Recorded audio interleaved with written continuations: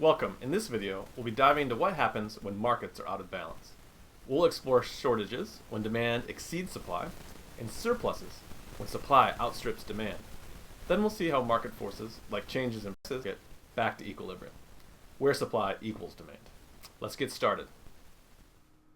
Here we're going to put together supply and demand on the same graph and talk about the market forces that will drive price and quantity towards some sort of equilibrium. So we'll draw out our graph with price on the y-axis and quantity on the x-axis, and we'll put in a downward sloping demand curve and an upward sloping supply curve, like so. Now, we might have a case where we have a price up here, P1, and at P1, let's take our price line all the way across, like so. And we can compare that, or we can put that price into the demand curve and the supply curve and compare. So here we have quantity demanded at that price 1, and where price 1 crosses supply, we have quantity supplied at price 1. They're not the same, right? They're unequal. And so we have quantity supplied greater than quantity demanded. So let's do a little arrow there for that distance. And when we have that case, we have what's called a surplus.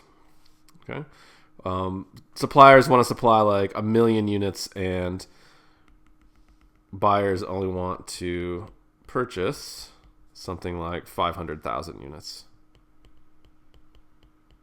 All right, they're unequal. So sellers want to sell way more than buyers want to buy at that price. And we're going to call this a surplus. Now, whenever we have a surplus like this, sellers are like, I can't sell all my goods. Maybe I can find a buyer if I reduce the price a little bit. And then maybe somebody will buy it. Buyers are happy to buy anything at a lower price. Yeah, I'm gonna buy a lower price. I'm actually gonna buy more. And so as buyers and sellers bid the price down, like this, that gap between quantity supplied and quantity demand is gonna get smaller and smaller and smaller as that market forces are gonna start bidding down those prices whenever we have a surplus. If we have a price down here, say P2, right? We'll take that price line over to our supply curve. We'll get quantity supplied, which is 500,000. Keep on coming over till we get to our demand curve, and we'll get quantity demanded at that price of P2. That's 1 million. They're not equal. Buyers want to buy a whole lot more than sellers want to sell. So we can put a little arrow there. And so that horizontal distance is going to be called a shortage.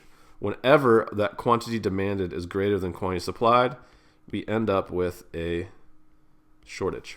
And you can get the actual value of that shortage by that horizontal distance. So you take 1 million minus 500,000 for a shortage of 500,000.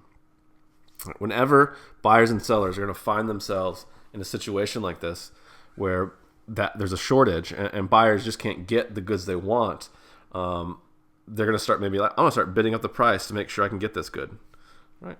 I can't buy it for P2, but maybe I can buy it for P2 plus $5 or P2 plus $10. I can maybe find a seller to do that. Right? The issue is there's all these buyers up here, right, that have this really high value for this good, but they're not getting it. And so they're going to start bidding up the price to try to get this good in a shortage. And as buyers bid up that price, we see our quantity demanded is going to go down.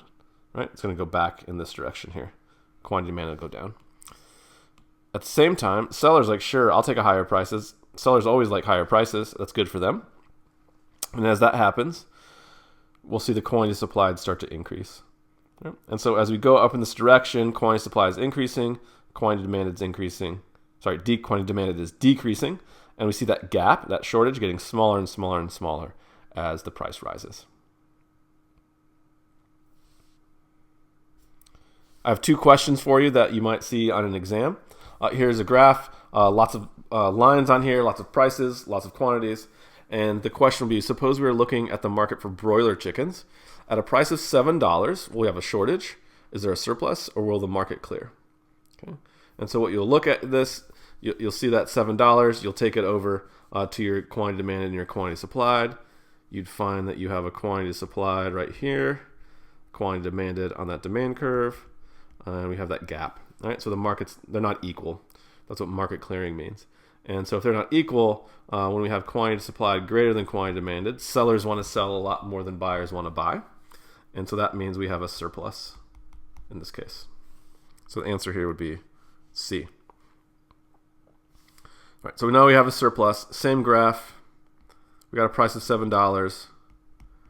Now I might ask you, what is that size of the surplus at that $7? And so here you're going to compare that quantity supplied, 170, to the quantity demanded, 130. And so what we're looking for is that horizontal distance between those two, that gap. Okay, and so for this one, we'll have 170 quantity supplied minus 130 quantity demanded, and so our answer here is going to be a surplus of 40 units.